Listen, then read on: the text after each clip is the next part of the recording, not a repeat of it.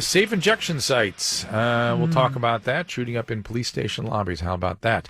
And a reminder that USC football returns Saturday the 12th as the Trojans take on Notre Dame from South Bend. Game day begins at 2:30 here on 790 KABC. It's Saturday the 12th. Trojans Irish on the home of the Trojans, AM 790 KABC. Now it's time to go out to Steve. And Steve, tell us about this report. Yeah, well, I think the city of Los Angeles has hit a new low. I mean, this was really a punch in the gut when we received this photo from one of our members that somebody decided to use our front desk lobby area of Central Station, which is downtown Los Angeles, to start shooting up narcotics. But why not? You know what I mean? Well, it's consistent. They're not going to do anything. Yeah. I mean, if that's the policy we're going to be following, why not the police stations? What the streets, the police stations, the libraries? What difference does it make? Yeah, well, I'll give them one thing. It was probably safe from being robbed, but that's just unacceptable, and this is just a slap in the face to us and the citizens of Los Angeles. We're doing our best to try to battle this addiction problem, the homeless problem, and now we have people walking into our lobby and going, well, there's no bite in the law. I might as well just do it right here. So what did the police officers do? I mean, did they ask them to move? Did they do anything? I mean, what kind of? I know they were put in a weird position, but did they do anything? Well, the chances are they were probably so busy doing other things, and he started to do what he's doing. He wasn't violent or anything. He was sitting there minding his own business, and eventually somebody looked up. And I don't even know if it was a police officer or I heard a rumor that it might have been a paramedic or something like that took the photo and shared it with us. But it's clearly our station.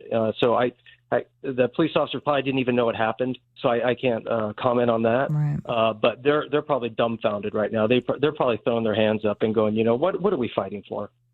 Well, but they're not able to do anything again with the addicts in the streets, right? They do anything with them, whether they're in the streets on your doorstep or in your lobby. Officers can't do anything with them, can they? No, well, they can arrest them for being under the influence. Again, they can arrest them for a misdemeanor crime of, having narcotics on them again. And by the time they're done with the paperwork, they'll be walking out of the station to go do it yet again. Right. So in California. Right. So for the most part, why do that? Why bother? I completely side with officers not doing anything because it's nothing. It's a nothing event. Yeah, there's only so many times we can ask a police officer to bang himself in the head, and go, okay, go do it again, and it's frustrating, especially when they're still trying. Right. Well, especially when there's so many other phone calls coming in for other violent crime or break-ins or other things that they have to attend to that, we need them for, that a guy shooting up, injuring himself, it's probably low on the totem pole, but this is a problem and we're seeing it everywhere. And having them do this and feel like they could do it, to me, this is breaking down the fabric of our communities. And this is what we're all feeling frustrated with, that, we're feeling frustrated that the police can't do anything. I know the police officers are feeling frustrated that they're not being able to do anything, and they're feeling heat from all having, where I live in the West Valley, we already don't have enough police officers to take the number of calls that are already happening. I mean, people call, non-emergency numbers. They call 911. In both instances, sometimes calls to 911 ring for minutes before they're answered. Sometimes to non-emergency numbers don't get answered at all, and people hang up and they're frustrated. I mean, so we already know that there are those issues going on. I can't even imagine where you're just sitting there and now we're just having the people shoot up that we complain about all the time, or just now doing it in your office, in your lobbies, because they feel like they can. It's sort of like that kind of flipping you off in your face, like we're going to do this because what are you going to do? It's like when we see people walking out of Nordstrom Rack or walking out in Target while we're all waiting in line to pay for our goods, and they're literally pushing out carts of goods that our prices are going to go up because they're walking out and nobody's stopping them, because they literally look at you, and if you even dare look at them wrong, they're like, what, stop me? I mean, they literally are aggressive with you because they know nothing's going to happen to them. What does that tell the rest of us? That's the frustration we feel. That's the anger we're feeling that is bubbling up. And believe it or not, there's somebody who's going to probably make it worse. What's that? We have a former LAPD officer, or command staff officer named George Gascon, who's deciding to run for district attorney of Los Angeles. Oh, I heard. Well, he doesn't believe in jails at all, right? Right. Yeah. So the voters were lied to when they were told that so-called reforms like Proposition 47 would lead to safer neighborhoods. Oh God. And we could also, we could thank so-called leaders such as George Gascon, who authored it, who apparently wants to be our district attorney for pushing these laws. And that has backfired. Oh God, that'd probably be the worst thing that could happen to Los Angeles. We already have our own problems. The mayor's pulling his hair out, the chief's pulling his hair out, the police officers are throwing their hands up in the air, the citizens are upset.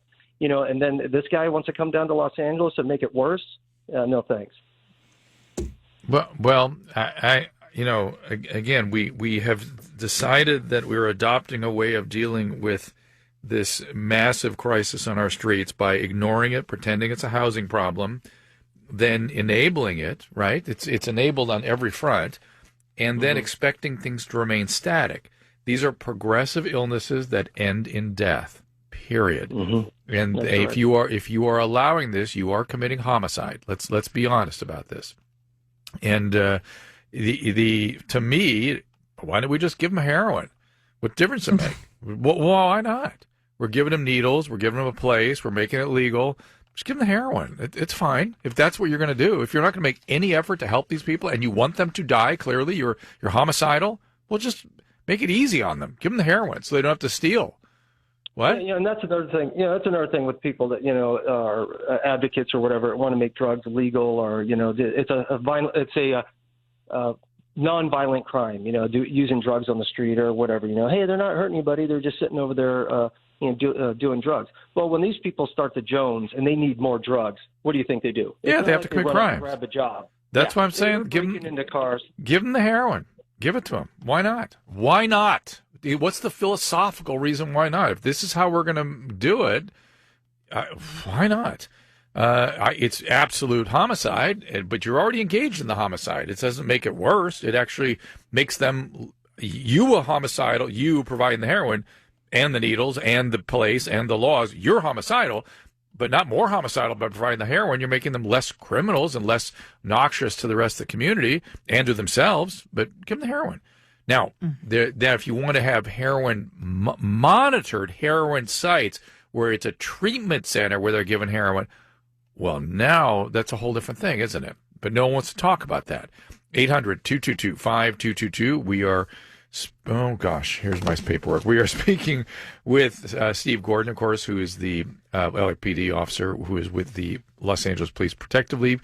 You can find Steve S. Gordon, LAPPL, and also LAPD.com. We're going to be back with your calls and more, Steve. 800-222-5222. Leanne tweeting Dr. Drew. It's Midday Live, AM 790, KBC.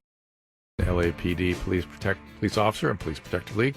And Steve, before the break, we were sort of lamenting the circumstances that we've gotten ourselves into with the addicted on our streets. What would your guess be about what percentage of homeless have a drug and alcohol problem? That's a pretty hard prediction to make. What's your guess? I would have. I'll give you mine. I'll give you mine. Okay, I'll go with 75%. Okay, I would say somewhere between 60 and 80%. That's about where I was. And in fact, I just picked up this story. Where is the story? Hold on a second. This woman here, Zamorka's descent into homelessness. This lady that lost her violin and ended up, singing opera. Okay. Yeah, everyone goes, oh my God, because she lost her violin, she's homeless. I thought, no way. There had to be more to that story. Yeah, of course. I thought the same thing. There's either a mental illness or drug addiction. Well, lo and behold, she had the story. Unclear illness from 1991 through the 2000s. She's racking up medical bills. She had to take up several jobs, blah, blah, blah. Yeah. And then I saw another story. Where was it? Was somebody else who ended up on the street. Oh my God, this guy ends up on the street. Oh, crack got him to the street. Yeah. Okay. All right. Well, okay. That's how that works. That's what sends you to the street. I saw that guy. Yeah. What was that? He was like a politician or something, I think. He was like a sommelier. Sommelier falls victim to homelessness. Sommelier is a high-end. He falls victim to homelessness. Oh my God. He lost his job and he can't find. Oh no, it's crack. Okay, got it. Okay. Exactly. So and this is the part, Steve, that drives me out of my mind. And these the addicts are not simply going to sit in housing if you provide them housing. Unless you give them the heroin, Yes. the other thing I'm saying, you got to give them. They are not going to stay in. Drugs drive you to the street. This is what people don't understand. It's part of the condition as it progresses.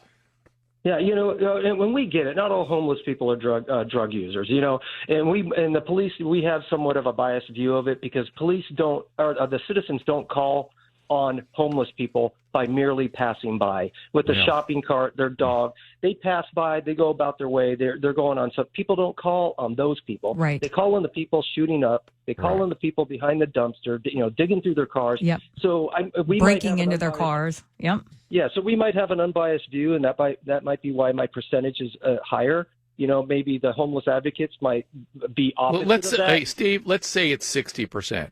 The other 40% is mostly chronically mentally ill. Right. So, fine. Yeah. And most of the chronically mentally ill in the streets are also doing drugs. Now, I'll grant you they're not drug addicts. They're chronically mentally ill trying to manage their illness. I get that. But it is a massive problem on the streets. And for them to say otherwise, listen, the transiently homeless, I get it. Somebody who's homeless for 3 months, that is not a drug addict. That is somebody down on their luck. The street pretty and quick. They on average 3 months, and there's lots of resources for those people, and they get off the streets. It's the ill that we don't take care of. When people get sick and end up in the streets, we refuse to care for them, and it's disgusting. And I know you know the story because you're the one dealing with it, and this isn't your profession. Yeah, and it's hard to keep our folks motivated out there. Our political leadership and the public just need to make fighting this war on addiction a top priority. That's what we're seeing. Right. Or being a police officer is not supposed to be political. Go all the way. Go all the way and just give them the heroin. Just give it to them. That's all right. You do that. No, that's fine. No. That's fine. It's no different than what we're doing. It's just we're making them steal for it. That's the only thing we're leaving out is the heroin. It's crazy. All right, Steve. Thank you so much. I appreciate it as always. Keep fighting the good fight. All right, guys. Take care. All right, man. Thank you. Steve.